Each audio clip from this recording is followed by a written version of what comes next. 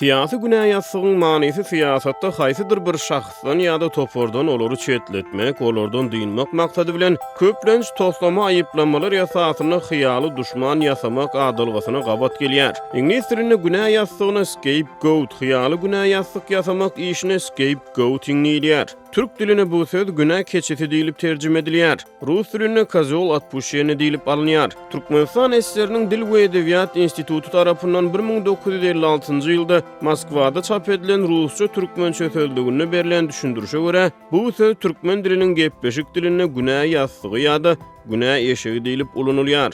Günah ýazsygy sözü gadymdan bäri ulanylýar. Irki döwürlerde oňa hususan dini çeşmelerde gabat gelmek mümkin. Ýakyn taryhda bolan syýasy torgunçluk döwürlerini günah ýazsygy sözüne bap gelýän wakalara salgylanyny, gurrunçsuz ilkinjilik bilen Gitleriň 2-nji jahan uruşunyň öňü sürýäsini we onuň dowamyny Nazi Germaniýasyny ýewreýlere eden zulmuny millionlarça ýewreý tagmalap çetledip olary ölüm lagerlerine uğratmagy gysgaly mysal bolup biler. Taryhçylaryň aýtmagyna görä Gitler krizis döwründe ýewreýleri we beýleki azlyklary tagmalaýar. Olary ösüşiň öňüne päsgelçilik hökmüne görkezip azlyklary günah ýazsygyna urýar.